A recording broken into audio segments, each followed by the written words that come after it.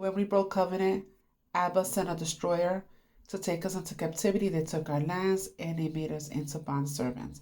So those are the descendants of Japhet, the European nations. But they will do that until the time of the Gentile be fulfilled. That's when our 400 years are up. And that's happening now. That's why they're going after the red nations. They did it then. They're doing it right now. Also, one of the things that they gave to us was religion. They gave us these Abrahamic religions. And so we went from the Inquisition and now we're going to the jihad. Same thing. I made a video, then I shared this Muslim guy saying that when they take over, you're either going to join them or get killed. That's exactly what the Inquisition did during the Inquisition. And the ones that do decide to accept their God will have to become slaves and pay taxes. Exactly what the Catholic Church did to us the first time. Again, this is the same people that created both religions. It's the same exact thing. We're going from one dragon to the other dragon. So it's basically the jihad is the Inquisition all over again. And that's why they're targeting the red nations like they did when they first came to our lands. That's why ISIS is going after them. And another thing, they're killing Christians all over the places. And they're killing them in Africa, inside the churches. They're going into the churches. ISIS is also going into the churches because in the last days, Peter, who made the church, will have to kill his church during the tribulations. And this is tribulation. So they're going to sit back and they're going to let them go inside and kill the people in the church and take the people in the church because that name Jesus has no power. Because that's the name that they gave us. That was during the Constantine who changed Yahushua's name to Jesus. And I'm going to share that again because that name has no power. And even tells you in the Psalms that you call out his name, he will save you if you call out his name. But you have to call out his rightful name. So the people there in these churches, that name ain't going to save you.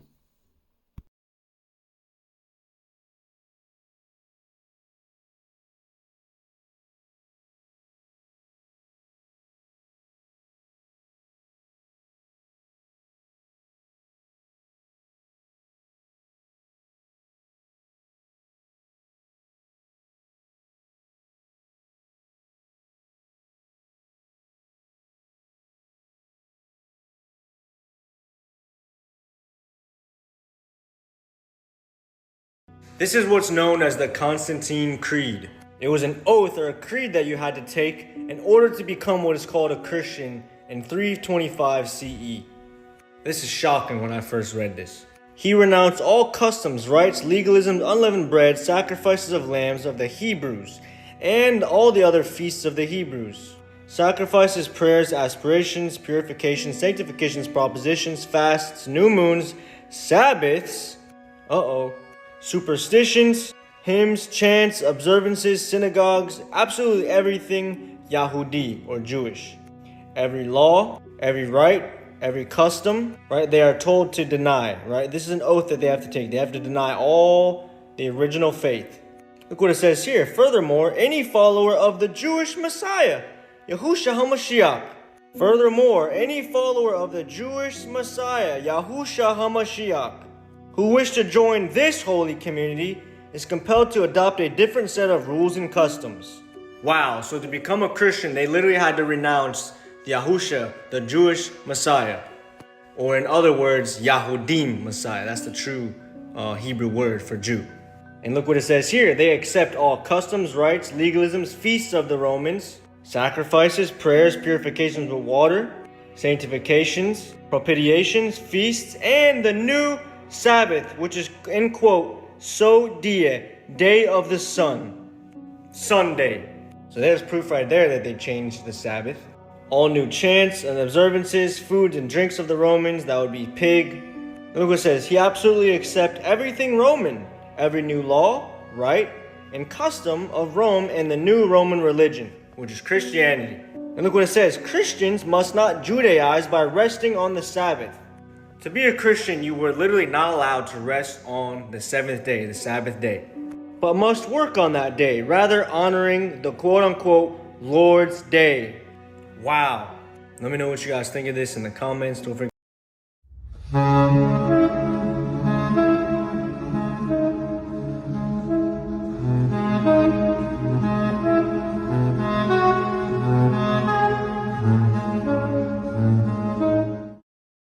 Scripture tells you that we are not destined for wrath, because, Daddy, there will be a second Exodus, a gathering of his exiled people, his remnants. So, in other words, the Christians were the ones that killed his children, they martyred the saints. So now it's the time for the Christians to die. They're going to go kill the Christians because the Christians were the ones that killed Yahuwah's people, his chosen people, whether you want to believe it or not.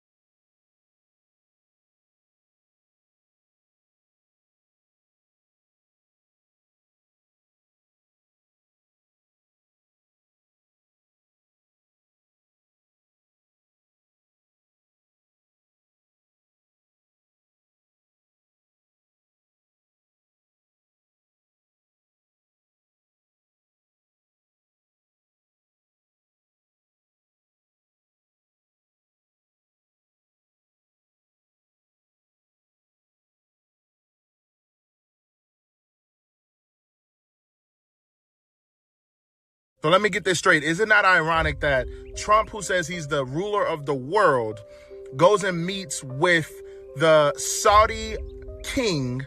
They build an alliance. They have Trump escorted by a motorcade, but with white horses. Remember, the white horse went out conquering and to conquer. Very interesting. And then all attention goes on to this man right here, the king of Saudi Arabia. And we know in the book of Isaiah, it mentions a future leader who is, everyone believes that they're talking about the Antichrist in the book of Isaiah. And it talks about the Assyrian,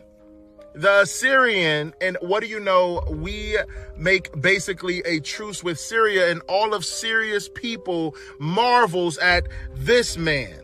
But we also know in the book of Daniel, because a lot of Old Testament cross-referencing going on, it talks about how that the little horn will give power to the beast. And so is he actually the little horn giving power to the beast? Wake up. Also, Mystery Babylon. I wonder what's falling right now. Listen, there's a lot to talk about. I've just been busy all day, but I'm just saying, y'all, man.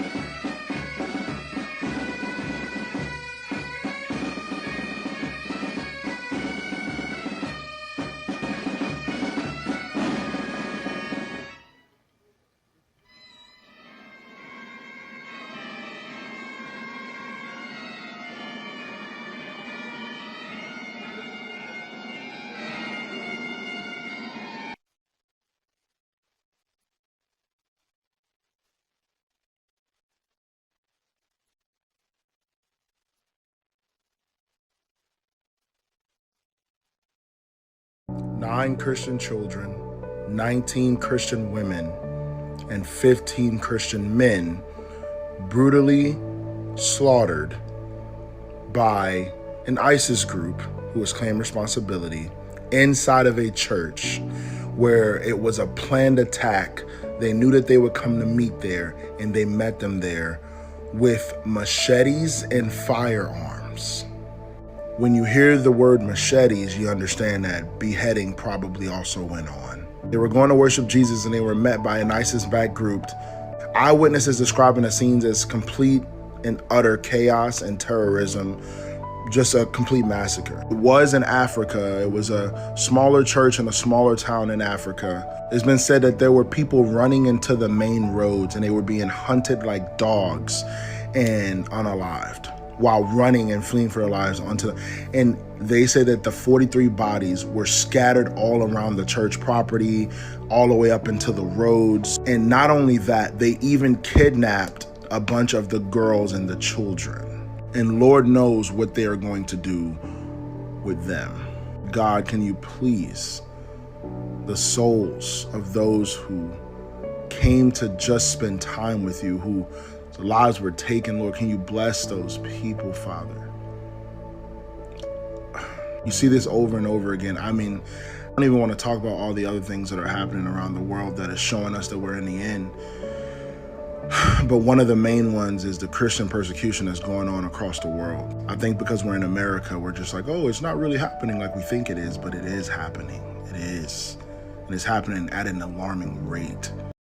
Europeans come to this continent, literally ethnically cleanse the indigenous population out of existence, kill them on a scale that has hardly been equaled, and refer to them as savages. That's an achievement. Who's the savage? The first time I encountered this was in a little town in Massachusetts called Deerfield. It's a reconstruction of what that little town looked like in colonial America. And in front of each house is a plaque that explains something about this house. And then description. On the 18th of October of 1702, the savages attacked. The first time I saw this, the savages. You come in here, destroy everything these people have, and they are the savages. That's an interesting move. It is. You know? I hadn't thought of that before. Native Americans could have won the war against the colonizers, but they lost because they're too good of people. If you've ever studied Native American history or read books like An Indigenous People's History of the United States or Bury My Heart at Wounded Knee, you find out very quickly that the Native American people were absolutely amazing people. You see how incredible and capable and fierce these people were. And at some point you begin to ask yourself, how did they lose? Especially when they won so many battles against the U.S. government. And every time the government would lose, they would ask for peace, they would sign a treaty, and then immediately break that treaty. But when you see how many battles the Native Americans won against U.S. soldiers, you just have to ask yourself, how did they lose? And the reason is because they were too good of people. Because even though their warriors were better than the U.S. soldiers, even though they were better strategists than the U.S. soldiers, the reason they lost is because they don't have evil in their heart. They didn't have hatred in their heart. They wouldn't resort to dirty tactics like starving people. They wouldn't resort to dirty tactics like hurting innocent women and children. Whereas the U.S. Army would go into villages where they knew the men weren't there, and they would burn the teepees, and they would attack the women, attack the children. They would burn their winter supplies and starve them out. And the Native Americans didn't do this. Not only was it frowned upon in the Native American community to attack innocents, any of their tribe that did do it, they immediately turned on them. They turned on their own people, chastised their own people for committing those type of crimes. And this is ultimately what led to their defeat. Because when you're fighting an enemy that has no morals, how can you win if you actually have a heart? The Native Americans had a good heart. They had a moral compass that kept them from resorting to dirty tactics like the U.S. Army would. And they were always willing to accept peace. They tried over and over and over again. Over 300 treaties were signed by the Native Americans in the name of peace, and the U.S. government broke every single one of them. And despite all the good in their hearts and all the time and time again that they showed how good of people they were, they still history remembers them as savages, even though the real savages, the ones really doing the scalping, was the American army. They had such good hearts that they would go out of their way and at great cost to their own well-being and safety to protect innocents. And because they were such good people and they were willing to put themselves in harm's way to protect innocents, the U.S. Army used that against them. And every time the Native Americans would come to the table for peace and sign a treaty in the name of peace, the soldiers would wait until the defenses of the Native Americans were down, and then they'd attack them anyway. Because who's going to hold them accountable? No one. It's just heartbreaking to realize that the reason why the Native Americans were almost completely wiped out, the reason they lost all of their lands, all of their rights, all of their true freedom, because they had true freedom, the reason they lost all of that is because they were such good people, because their hearts were actually good and pure, and it cost them everything. You guys remember the book Charlotte's Web, where the spider saves the pig because she's weaving stuff in her web, and it's a story of benevolence and kindness? Well, CBP named their operation in Charlotte, North Carolina, Operation Charlotte's Web, and they're conducting these mass raids, and they hit a church. They literally went into a church full of families and kids where people were preparing a meal, and they conducted an enforcement action, and the whole thing was videoed, of course, and the women and the children are all crying. And this is what CBP is doing. These people are monsters, and they are going, and listen to this, good people in a church, like literally in a church with children, and they're going in and detaining these immigrants. We have got to keep talking about this. I'm noticing that things are getting a little desensitized. The stories are not being shared as much. People are not talking about it as much on the media. Each of these incidents has to feel fresh and new for us to keep this conversation alive. Approval rating is falling for Trump. Do not let this just go quiet while they are conducting these enforcement actions. They're going to Louisiana next, and we need to be talking about what they're doing. Going after good, hardworking family people. This is unacceptable, and we cannot stay quiet.